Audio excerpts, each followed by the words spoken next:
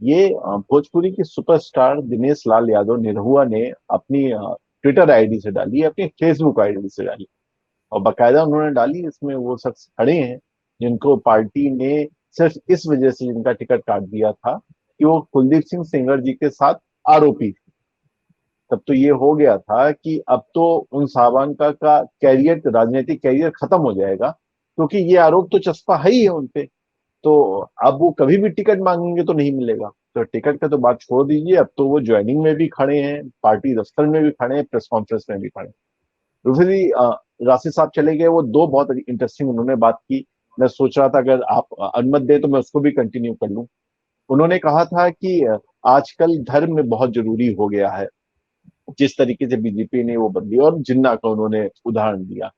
तो ये देखिए, ये एक नई जो पॉलिटिकल एक्सपर्ट की एक कौम उभर के आई है पिछले 3 साढ़े 3 सालों में, जो सब कुछ अपने हिसाब से चलाना चाहती है, जो बताती है इतिहास सही में क्या था, हम लोग को क्या पढ़ाया गया।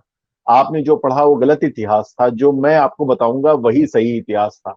कौन महान था जो आपने पढ़ा वो गलत है, मैं आपको बताऊंगा कौन महान था। आप नहीं बताएंगे कौन था।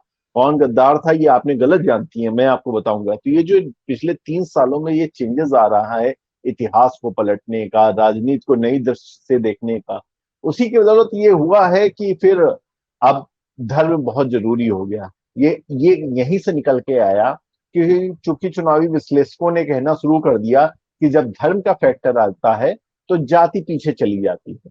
ये हमारे ऊपर थोपा गया, ये एक फैक्ट थोपा गया लगातार कि धर्म पे आधारित चीजों पे करने पे जाति पीछे चली जाती है। तो जब ये फैक्ट आया तो लोगों ने उसको मानना शुरू कर दिया, और मानना शुरू कर दिया तो उसको आगे बढ़ा दिया। जैसे एक जिन्ना वाला फैक्ट है रूफी जी, इसको भी अगर आप गौर करें तो इस पे अगर आप गौर करेंगे तो बड़ी आसानी से कह दिया जाता है किसी भी नेता के बारे में। चलिए, ये बयान अखिलेश यादव ने दिया, मैं कहता हूं अगर ये असद ने भी दिया होता, असदुद्दीन ओवैसी साहब ने भी दिया होता, तो भी ये यही कहा जाता कि मुस्लिमों को अपने ढंग से प्रभावित करने के लिए ये जिन्ना वाला बयान दिया गया। अब रूफी जी, पहली नजर में ये लगता है कि मुस्लिमों को प्रभावित करने के लिए जिन्ना वाला बयान दिया गया। ये बात सच हो सकती है, लेकिन इसके दो मायने हैं। एक साफ मायने है कि अखिलेश यादव मुस्लिम वोट चाह रहे हैं, एक छिपा हुआ मायने है जो ये कहता है, ये उसकी आशंका और मंशा दोनों को स्पष्ट करता है।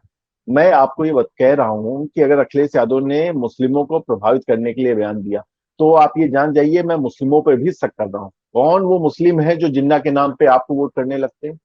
मैं एक बड़े मुस्लिम समुदाय को बिना कहे टारगेट कर रहा हूं इस बात पे कि वो जिन्ना से कहने पे, जो जिन्ना की तारीफ करता है मैं उधर ही वोट दे देता हूँ। तो ये जो राजनीतिक विश्लेषक की सो कॉल्ड फॉर्म आई है ना, ये छुपे होके इस तरह बात करती है। पहले वार में वो तो नेता को, आपको लगता है कि वो नेता को कह रहे हैं, लेकिन उसका बड़ा अर्थ ये है कि जिन्ना के नाम पे मुस्लिम वोट देते हैं, पाकिस्तान के नाम पे मुस्लिम वोट देते हैं। तो ये जो तर्क आते हैं इनको भी काटना जरूरी है, क्योंकि ये भारत में और भारतीय लोकतंत्र में विभेद पैदा कर रहे हैं। ये आपके और हमारे बीच में दरार डालने का काम कर रहे हैं। अगर आप ये कह रहे हैं कि मुस्लिमों को प्रभावित करने के लिए अखिलेश यादव ने बयान दिया, तो आप साफ साफ कहिए कि भारत के मुस्लिम जो हैं वो प्रभावित होते हैं जिन्ना से। आप कह दीजिए वो गद्दार है।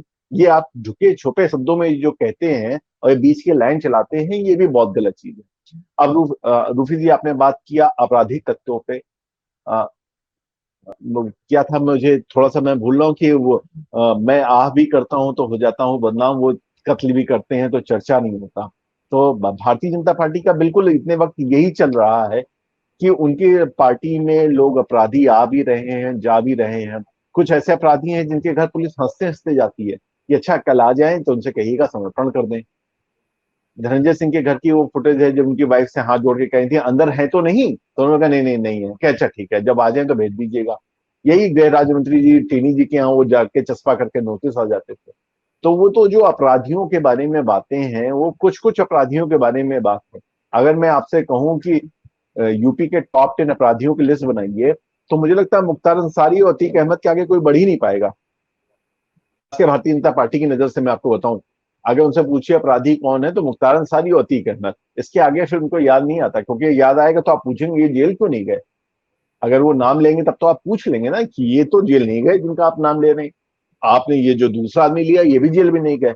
तो इसीलिए दो ही अपराधी हैं उत्तर प्रदेश में और दोनों के घर भी गिराए जा रहे हैं और दोनों जेल में भी हैं। एक का नाम मुख्तार अंसारी है, एक का नाम अतीक अहमद है। इसके अलावा कोई अपराधी है नहीं। और बाकी जो चल रहा है वो तो अच्छा चल ही रहा है बेसिकली।